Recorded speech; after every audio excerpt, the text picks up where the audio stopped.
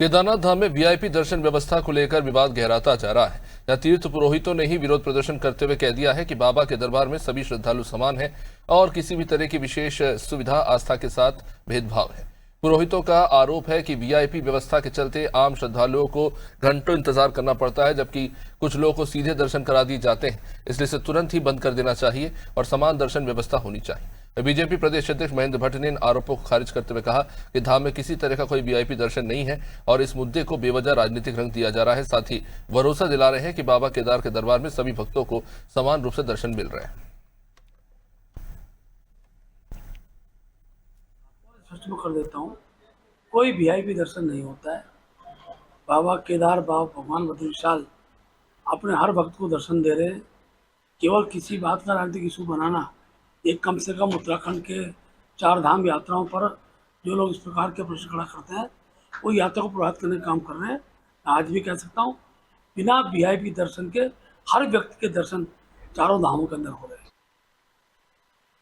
योगी सोनू हमारे साथ बने हुए हैं। सोनू, इससे पहले भी हमने कई ऐसी तस्वीरें देखी थी जिसमें हम देख रहे थे कोई पुलिस भीड़ नियंत्रित करने के लिए लाठी बरसा रहे हैं। अभी हाल ही में जो विशेष सत्र हुआ उसमें पुष्कर सिंह धामी कह रहे हैं कि धाम को लेकर बदनाम करने के लिए इस तरह के आरोप न लगाया जाए कि दर्शन के समय लोगों के साथ समस्या हो रही है। तो अब जब पुरोहित ये बात कह रहे हैं कि वहाँ वीआईपी दर्शन के चलते अव्यवस्था हो रही है, तो क्या वो झूठ बोल रहे हैं? महेंद्र भट्ट के इस बयान को किस तरह से लिया जाए?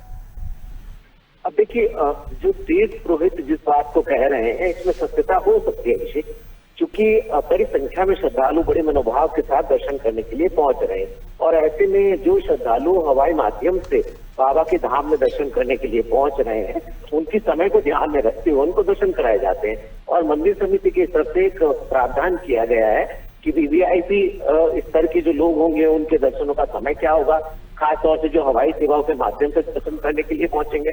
और इसके साथ साथ अभिषेक एक महत्वपूर्ण पहलू ये भी है कि ये कोशिश की जाती है कि जो सामान्य लाइन में लगकर के श्रद्धालु दर्शन कर रहा वो और जो वीआईपी गेट से जाकर के दर्शन कर रहे हैं उन सभी को दर्शन कराने होंगे। तो ऐसे में जो व्यवस्थाएं की गई है उसके लिहाज से ही उनके अनुपालन में दर्शन कराए जा रहे हैं। अब चूंकि तीर्थ पुरोहितों ने इस आवाज को बुलंद किया है और ऐसे में सत्ता पक्ष के जो प्रदेश अध्यक्ष है वो इस बात को बखूबी बयान भी कर रहे हैं कि इसका एक पहलू सियासी भी हो सकता है। तो ऐसे में अब ये देखना होगा जो तीर्थ पुरोहितों ने आवाज उठाई है, इस आवाज को लेकर के जो व्यवस्थापक है, खासतौर से मंदिर समिति, प्रबंधन तंत्र है और जो स्थानीय प्रशासनिक अधिकारी है, पुलिस प्रशासन है और जिला प्रशासन के जो अधिकारी हैं, वो आखिर कैसे संतुलन बनाएंगे ताकि जो उत्तराखंड की विश्व प्रसिद्ध केदारनाथ धाम की यात्रा है इसकी एक सुखद यात्रा का संदेश जाए और किसी भी तरीके की कोई भी अगर भ्रामकता फैलाता है तो उस पर सरकार ने मुकदमे दर्ज करने भी शुरू कर दिए। तो ऐसे में देखना होगा कि कैसे संतुलित भाव से इस यात्रा का संचालन होगा और कैसे ज्यादा से ज्यादा तीर्थयात्री दर्शन कर सके,